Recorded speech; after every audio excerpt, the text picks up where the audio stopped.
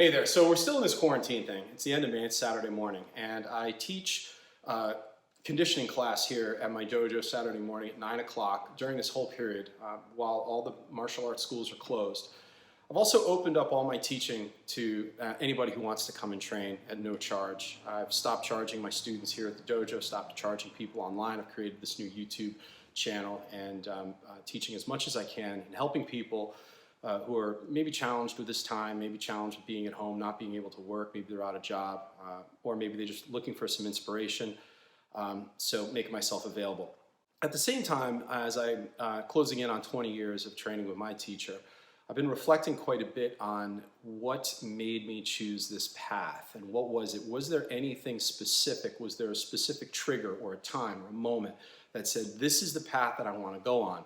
And I've been having a hard time really putting my finger on one specific experience. Of course, it's been a whole collection of them, and I journal a lot, and I was looking back at some of those notes, and there wasn't anything that really stood out to me. There's a lot of wonderful and amazing experiences. I've been able to travel all over the world, teach all over the world, develop this relationship not only with some of the best colleagues and most talented martial artists, but also with my teacher. And I'm really privileged and honored for all that.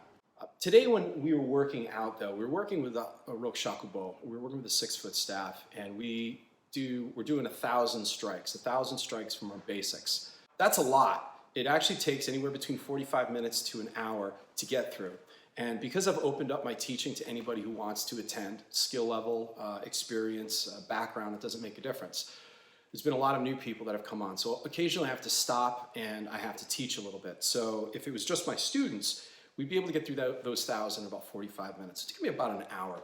Well, I noticed something today that stood out. As we were getting into about 500, I noticed a couple of those guys online would stop while we're going through the strikes. They would stop and they're doing this to their hand. Then I noticed at about 700 reps, I started to feel the burn, the friction, the burn of the weapon on my skin. Now, I'm usually not used to that because I've developed calluses on my hands, just kind of like a guitar player, from doing this for years. Well, guess what? I burned through the calluses today. And it occurred to me that that's probably what these guys are dealing with.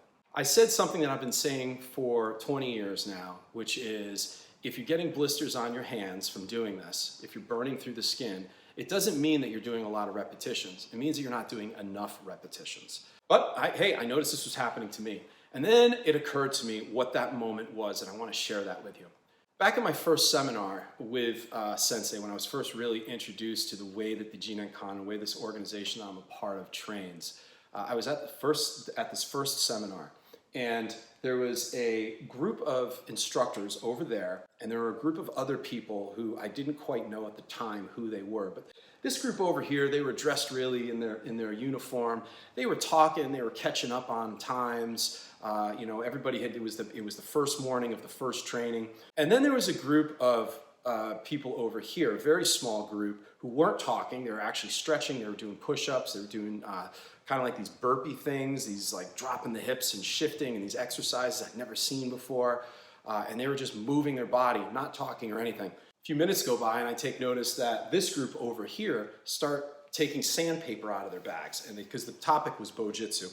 And they were sanding their weapons, and they were sanding them. I'm like, what are these guys doing? I've never seen anybody do that. Then I started to see one or two of them tape their hands.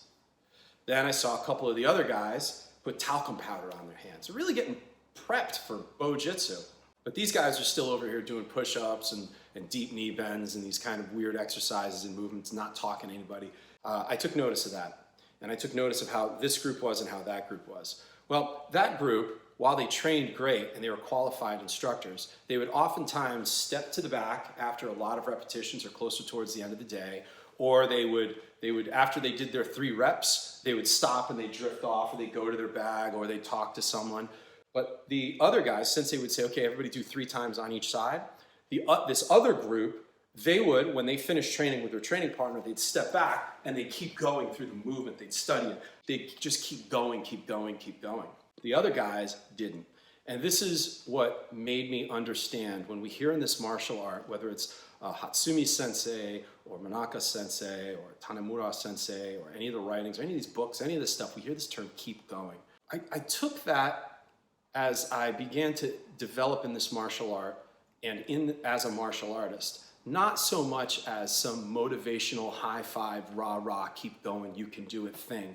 But I took it as when you've met your capacity, when you can't go any further, when you're broken, when your hands are ripped apart, you have to keep going. You haven't filled your tank, you haven't gotten to the end yet. You've gotten to that 40% capacity, I think that Goggins talks about in his book, Can't Hurt Me, where you think you're done, you think you're at the end, and you stop, and you drift. And then what happens in that moment, I teach it in my dojo as the saru in your head, or the monkey gets in your head. You give yourself little excuses, little moments, little fragments of time that wedge their way into your determination and your effort, and they break it. And they crack it. And those little wedges are talcum powder, or taping the hands, or sanding your bow so that your hands don't get hurt. And if your bow sticks, well, it's because I don't have talcum powder, or my hands aren't taped, or I haven't sanded my bow. The other group who didn't sand their bow, they kept going, and maybe their hands got ripped apart. Maybe they were exhausted and tired. They weren't instructors. But here's the thing. Those people today are now the top of this organization. The ones that were over there, that were taping their hands, sanding their bow, talcing their fingers, they're not in this organization anymore. They left, for whatever reason, and I'm not saying that that's bad. They have their own personal reasons and whatever. There's no judgments here, but the fact remains that they didn't keep going. My message to my students in today's training was keep going, but don't take it as some Tony Robbins thing. Take it as you are obligated in this martial art to keep going. You're obligated to not put tape on your hands, to not put padding on the situation, to not prevent yourself from breaking down, because that's where growth happens. When you break your muscles down, you go through recovery, and that's really where the science exists to developing and becoming stronger. You have to allow that breakdown, and you have to push through. You have to understand that when you're at a capacity and you feel like you can't go further, you're only at 40%. You got another 60% in your tank.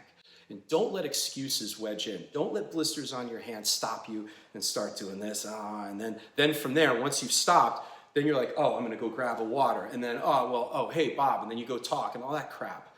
You have to pick the bow up and keep going until the end of training. And that's really probably the most important thing that has stood out to me in this martial art, is that there have been so many times that I've wanted to quit. There have been so many times when I've said, screw this. I don't know, why am I even doing this martial art? What is this all about? Where does this take me? All these excuses bubble to the top. But you have to keep going. Keep going. You will be broken mentally. Your emotions will be broken. You will cry. You will break your body. You will end up at the doctors. You will have to go through months of recovery. It's all part of it.